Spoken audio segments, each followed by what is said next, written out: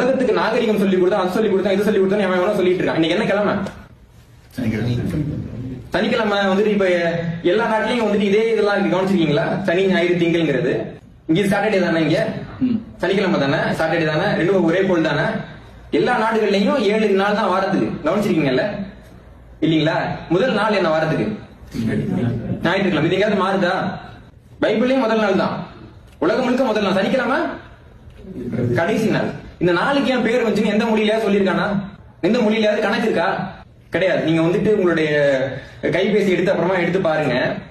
நமக்கு வந்துட்டு ஓரைன்னு ஒண்ணு இருக்கு. மொத்தம் 7 ஓரை இருக்கும். ஒவ்வொரு நாள்லயும் ஓரைன்னா ஒண்ணும் கிடையாது.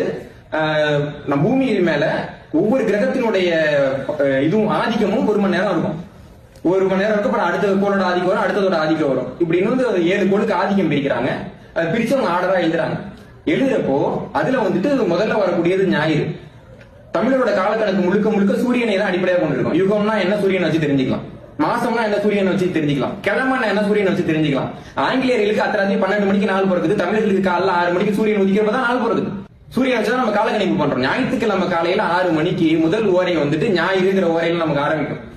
ஆரம்பிச்சு 7 ஓரை 7 ஓரை 7 ஓரைன்னு வந்து 21 ஓரை. அது கூட 3 ஓரை சேர்த்துட்டீங்கன்னா 4வது ஓரை என்னன்னு பாத்தீங்கன்னா சந்திரன் இருக்கும். தமிழ் மரபுல 4வது ஓரை சந்திரன். இந்த கணக்கு போட்டீங்கன்னா அடுத்த நாள் வந்துட்டு திங்கக்கிழமை, அடுத்த நாள் பாத்தீங்கன்னா முதல் ஓரை வந்து புதன்கிழமை இருக்கும். காலண்டர் எடுத்து பாருங்க. ஒவ்வொரு நாளினுடைய முதல் ஓரையின் பெயர் தான் அந்த நாளினுடைய கிழமையினுடைய பெயராக இருக்கு. அதற்கான கணிதம் இன்னைக்கு வரைக்கும் தமிழன் கிட்ட தான் இருக்கு. நமக்கு மட்டும் அறிவு இருந்துச்சுன்னா காலண்டர் கிழிக்கிற ஒவ்வொருத்தவட்டையும், டே இது என்னோட முறை, உனக்கு நான் காலண்டர் கொடுக்கணும்னு சொல்ல வேண்டிய தமிழினம் நீ தான் எனக்கு கல்வி கொடுத்தன்னு அவன்கிட்ட சொல்லிக்கிட்டு இருக்கேன்னா அதுக்கு காரணம் வரலாற்று அறிவின்மை. நமக்கு எல்லா பெருமைகளும் இருக்குது, நமக்கு வரலாறு இருக்குது, நமக்கு சொந்த நிலம் இருக்கிறது. ஆனால் இதையெல்லாம் நிறுவுவதற்கான பத்திரம் தான் நம்ம கிட்ட இல்ல. அந்த பத்திரத்தை யாரும் எழுதிவிடக் கூடாது, இப்படி ஒரு பத்திரத்தை தயாரிக்க முடியும் என்று நமக்கு தெரிந்துவிடக் கூடாது என்று சில புறம்போக்குகள் ஆசைப்பட்டார்கள். அது இத்தனை காலமா நடந்துட்டு இருந்துச்சு.